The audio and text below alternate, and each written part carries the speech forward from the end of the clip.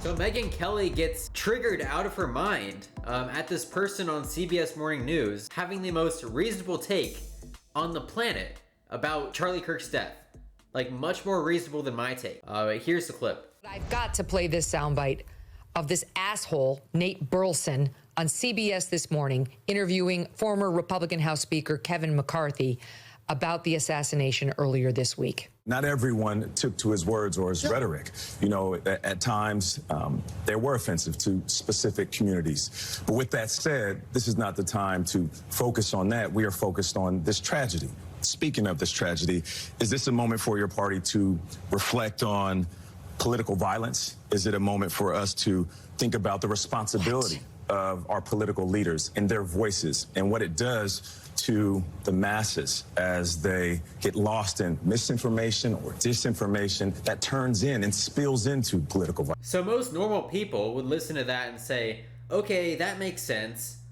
This guy who said that school shootings are necessary to maintain the Second Amendment as a public policy, and that transgender people don't exist and that Palestinians don't exist. He said that Arabs were trying to conquer the entire Western world with Islam. He compared the election, or anticipated election, of Zohran Mamdani to 9/11.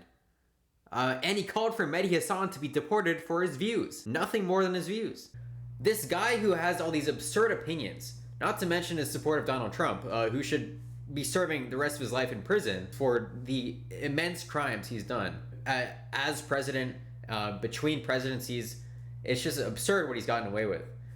His support of all that, plus his absurd opinions, that should be the first thing you talk about when you talk about his legacy. When someone dies, you have to remember their legacy. When they are a public figure, it is not necessary to put whatever damage might have happened to their personal lives at the forefront of national news.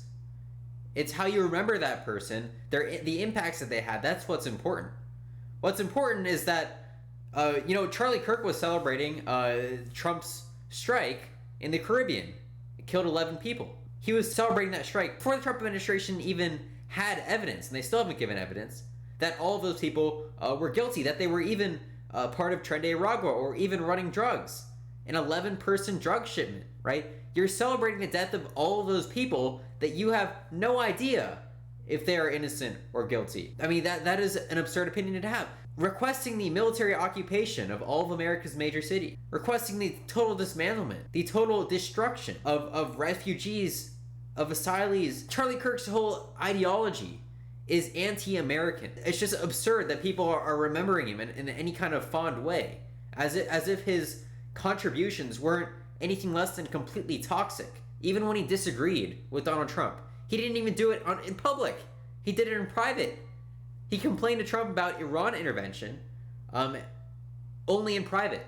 On his public show, he's like, I trust Donald Trump completely, even though I completely disagree with him, and this completely goes against something else that I've said, right? It's just, I could talk forever at how garbage Charlie Kirk's opinions are. I respect people like Ben Shapiro infinitely more than Charlie Kirk. The only thing I liked about Charlie Kirk was that he debated so much. But unfortunately, he debated people who didn't know anything, and when he debated people who knew stuff, of course, he got completely embarrassed, like at Oxford, or whatever that school was. That's the reality, but let's listen to Megyn Kelley, completely unhinged. You absolute asshole. What a dick.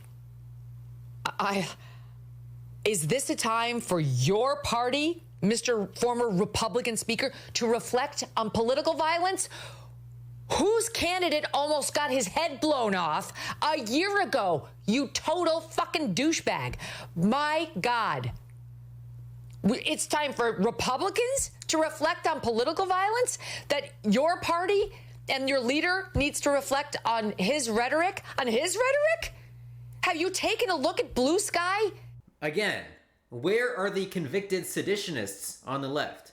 Like, I know the whole Blue Sky thing. There are some people happy about Charlie Kirk's death. That's absurd. He was only 31. He had decades of his life to change. Going after that part of it is stupid, and those people are dumb. But that's not what we should be focusing on. We should be focusing on what a horrible legacy Charlie Kirk has left.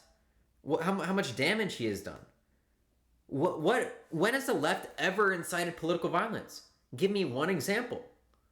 Like, even insinuated it. Should America be able to have fascist people, right? I'm not making a judgment about Trump. I'm just saying Hitler-esque people run for office and expect to somehow have a positive sentiment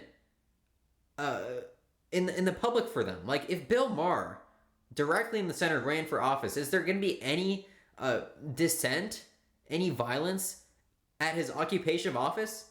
There's going to be a limit. And if you do such absurd things, and the shooter of Donald Trump, we don't even know. He was just after attention. Luigi Mangione, he was going after an issue that both Democrats and Republicans fail on. So I fail to see how this is a left thing, even when it does happen. All the absurd political violence happens directly from the right. And not to mention, like the most important thing here is you cannot have abysmal politics, abysmally discriminatory politics, anti-human rights politics, say crazy things foreign policy-wise, human rights-wise, without expecting your risk of a tragedy like this to happen against you to rise significantly. These kind of issues are where people like Destiny, who have very dark senses of humor almost that translate into an ability to be very commonsensical in the face of situations that would otherwise seem very silencing, right? Like this one, like no one thinks that they can talk about what a awful person Charlie Kirk was. And I'm not talking about I bet he was a great person, great friend, family member. Awful person in terms of his impacts and the things that he espoused, of course. There's no question about that. Destiny is very good at focusing on those things. If you go to his Twitter page, there's no shortage of any of that, and it's much less reasonable than the guy we just heard on CBS News talk about, and much closer to something that I would say that you shouldn't concede anything politically. Like accepting the fact that the left is inherently politically violent or something like that. Like literally, when have we done, like going back to the main point, what leftist policy or leftist messaging is inherently inviting violence? There's nothing wrong with comparing Donald Trump to Hitler. If the comparisons you're making are accurate and based in facts, and I am not an expert on any of those comparisons, I can only speculate in a very limited way. Then you should make those comparisons. We live in a society of laws where murder is illegal. So the person should hire more security then. They're insanely unpopular. Charlie Kirk should have had people scouting out all those buildings. Because he should know that his views are absurd.